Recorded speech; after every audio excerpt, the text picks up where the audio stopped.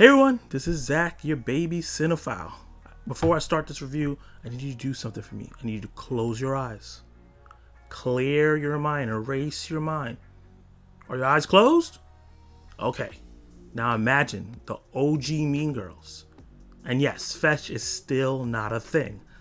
Now imagine if the OG Mean Girls had a candy-coated affair with the substance.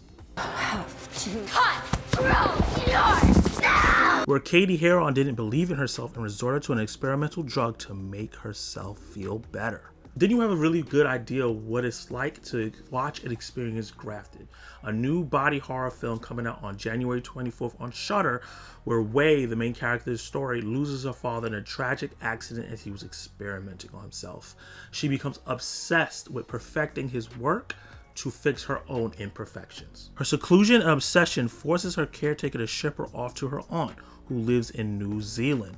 Wei, played by Joanna's son, is a delight throughout this whole film. She has a really great performance that's very dynamic, and she goes through the gambit of emotions. Coming from another country, feeling like an outsider, still steep in her Korean culture, and doesn't even know how to speak English that well in this film, she's trying to find some familiarity while also looking for acceptance, and she's super insecure. But unfortunately, her cousin Angela, who's the leader of this mean girl group at the school, does everything in her power with her friends to make her feel like an alien. This slow burn camp body horror film utilizes low budget to the fullest extent. It's a fun color palette for its set design that reminds me of the inside of a candy store.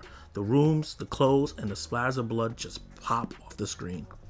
You can tell director-writer Sasha Rainbow, which is a great director name, by the way. I don't know if that's your real name, but good job picking it if it's your director name. You can tell that she takes clear inspiration from certain films like Mean Girls, and the way there's clear homages to that movie, and the way the movie feels like this coming-of-age story with a transfer student and how they're trying to, get in with the Mean Girls and get pushed away and then try to come up the social ranks. Usually that'll be like a romantic comedy where this young shafting guy would come in and sweep them off their feet and treat them like there's something better. And the movie feels like it's going that direction, mixed in with some mad scientist experiments in it. But the movie also takes a turn later half of the film that makes it go completely bonkers. And the movie takes a turn when Wei finds a way to bring her father's inventions to life, which starts her down the road to madness as the body horror aspects come into play. Trying to fix her facial deformity she had since birth leads her to do more than that once she's had enough of the girls bullying her about her looks and culture.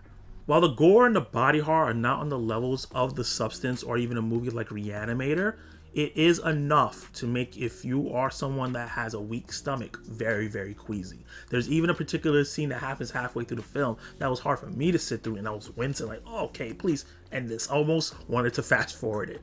And the movie just continues to escalate and escalate and escalate. The madness grows. Her psyche grows further into different madness. Feel like a completely different character from the beginning of the movie.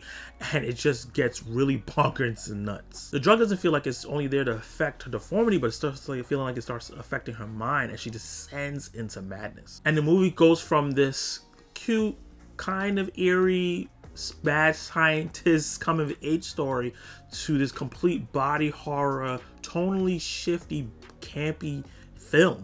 And the tonal shift is not as smooth as I think the movie thought it would be, but I was on board because the movie did enough work in the beginning of the film to make me care about Wei in a way that I wanted to see what she was going to do next, and hope that she made it out the other end of this with clean hands and feeling better about herself, because damn, she was so insecure and just like a big fish out of water, and I felt so bad for her. And clearly that's not the case, because things go haywire, things goes off the wall, and I was here for the ride, enjoying this bloody mess that this movie turned into, with very clear inspirations from older films from the past, but still feeling unique in its execution, so it doesn't feel like it's just a pastiche or a ripoff of something else. So there's only two caveats I have to this film that makes it short from being great. The first great horror film of 2025. That makes it just really good. Something I think is probably going to be a cult classic, but not the great movie that I was hoping that I was on a ride for. One, I feel like in the middle of the movie, it started turning some wheels a little bit, getting really repetitive with its messaging, and like a cool aspect and twist that the movie introduces halfway, it almost runs it into the ground, even though it gave us cool moments. And some of the character motivations didn't feel fully fleshed out in a way that I would like. And another aspect that I think is going to make or break this film for certain people is that the acting is not consistent throughout the film. While the actress that plays Wei, I think, is great from beginning to end, a lot of the supporting actors feel off sometimes. Sometimes they come off really flat. Sometimes they come off a little amateurish, which is unfortunate. But sometimes they come off really brilliant. So I'm not sure if it was the actor's fault or it was the direction or maybe it was the editing and maybe this just a low budget and they took the first take that they could, because obviously this movie didn't cost that much money. But there are certain scenes where I feel like some of the cast does some really great work, especially when some characters are imitating others. I was like, whoa, they got that down pat, especially since we saw the body language so much at the beginning of the film. And in other scenes, I'm like, this is a professional actor? So I feel like that is going to make or break it for a lot of people watching this film, where they feel like they're going to watch something very cheap in moments. Despite those negatives, I think the positives that I brought up early in the review are going to make it worth it. I think this is a cult classic in the making that's about to drop on Shudder, and I really had a good time watching this from beginning to end. So if you're interested in seeing a body horror film that has some camp to it and has messaging about, accepting yourself, but not only how you look, but your culture and your place in the world, and how you trying to alter that with outside forces can cause you turning into the thing that you feel like, I think this will be for you. So with that said, I'm going to give Grafted a C+. Question of the day is, what is your favorite body horror film? Drop your comments down below and let me know. And you can watch more of my content right now.